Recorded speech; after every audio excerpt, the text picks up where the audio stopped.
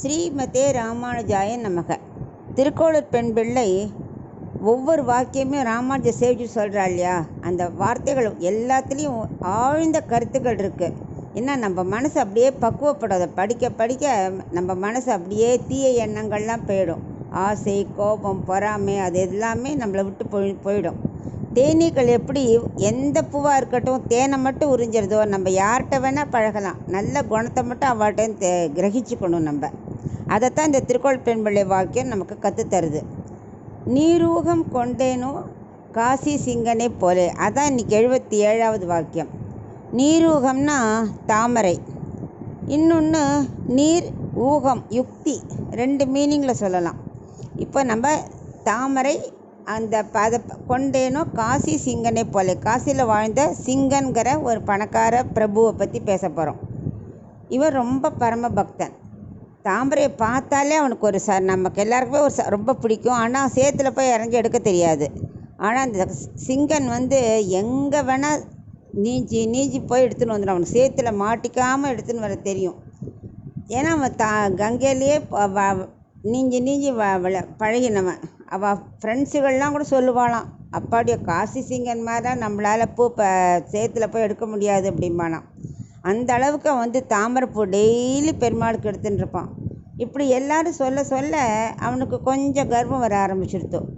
ஒரு தடவை என்ன பண்ணால், கங்கையில் இந்த பக்கத்தில் அந்த பக்கம் நீஞ்சறது, அங்கேருந்து இங்கே நீஞ்சதுன்னு அவனுக்கு அப்படியே ரொம்ப தலைக்கேறி போயிடுத்து அகம்பாவம்.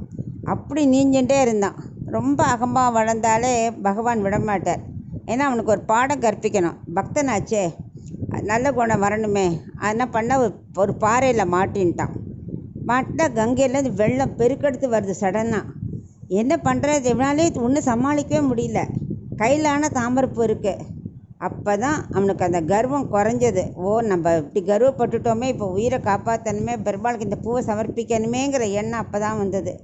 உடனே அவன் சொல்கிறான், கஜேந்திரனுக்கு நீ அருள் பண்ணியே, அது ஆதி மூலமே புண்டரிகாட்சான்னு கூட்டவுன்னு நீ வந்தியே, திரௌபதி 2 கையும் விட்டேனோ, திரௌபதியை போல நம்ம 2 கையும் விட்டு கோவிந்தான்னு கூட்டா நீ உடனே காப்பாற்றினியே. பிரகலாதன் அவள் தந்தை துன்புறுத்தும் போது நரசிம்மனா தூண்லேயே அவதரிச்சியே. அந்த மாதிரி நீ இன்னைக்கு என்னை காப்பாற்று. இனிமேல் நான் இந்த மாதிரி கர்வத்தோடலாம் இருக்க மாட்டேன். இந்த பூவை நான் உனக்கு சமர்ப்பிக்கணும்னு ரொம்ப கதறான். பெருமாள் அந்த இது வந்தவுடனே, அகம்பாவம் போன உடனே மனசு இறங்கி என்ன பண்ணுறார், ஒரு பெரிய காற்று வர வச்சு அவன் அந்த பாறையிலேருந்து தூக்கி கரையில் கொண்டு விட்டுறார். அப்புறம் ஒரு கொஞ்ச நாள் மயங்கி நம்ம கண்ணை முழிச்சு பார்க்குறான். சுயநனவு வந்துடுது. அப்பா நம்ம பழிச்சிட்டோம், பெருமாளுக்கு ரொம்ப நன்றி சொல்லணும். உடனே அந்த தாமரைப்பூ எடுத்துட்டு கோவிலுக்கு போய் பெருமாள் திருவடியில் சேர்ப்பிக்கிறான்.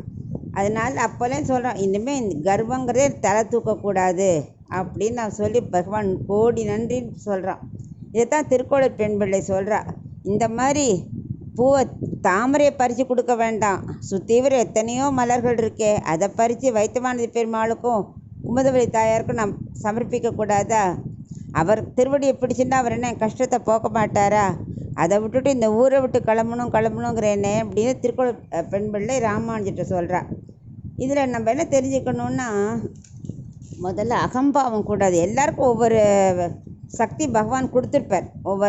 எல்லாரும் நன்னா இப்போ இன்டெலிஜென்ட்டாக இருப்பாள். ஒருத்தர் பணக்காரளாக இருப்பாள், ஒருத்தர் படிப்பில் இருப்பாள், ஒருத்தர் அழகில் இருப்பாள். பட் நமக்கு பொறாமல் வரக்கூடாது. நமக்கு என்ன கொடுத்துருக்காரோ அதை திருப்தியாக படிச்சிடும். ஏன்னா பகவானுக்கு தெரியும் நம்மளை எப்படி கொண்டு போகணுன்னு. ஆனால் நம்ம என்ன பண்ணணும், கைங்கரியம் செய்யறதை விடக்கூடாது. பகவான் திருவடியை பிடிச்சிட்டு அவரை சேவிச்சுட்டே இருந்தால் நம்ம கஷ்டத்தை அவர்லாம் பனி போல் விலக்கிடுவார். இதைத்தான் நம்ம தெரிஞ்சுக்கணும். அகம்பாவத்தை குறைக்கணுங்கிறத இதில் தெரிஞ்சுக்கணும். அப்புறம் 2வது மீனிங் சொன்னோம் இல்லையா, நீர் ஊகம். அதாவது நீரில் சிக்கிட்டு இருக்கான் இல்லையா, அப்போ அவனுக்கு யுக்தி வருது. எப்படி பகவானை கூப்பிட்டா நமக்கு உதவுவார் அப்படிங்கிற யுக்தி வந்தது இல்லையா. அப்போது அகங்காரம் தொலைஞ்சு போய்டுறது. உடனே என்ன பண்ணுறார், பகவான் அவனை வெளியில் கொண்டு வர்றார். அந்த யுக்திக்கு பேர் தான் நீர் யுக்தி. அகங்காரத்துலேருந்து ஆபத்துலேருந்து நமக்கு காப்பாற்றணுமானா இந்த அகங்காரம் ஒழியணும் அப்படிங்கிறதான் இந்த வாக்கியத்தை நம்ம தெரிஞ்சுக்கிறோம்.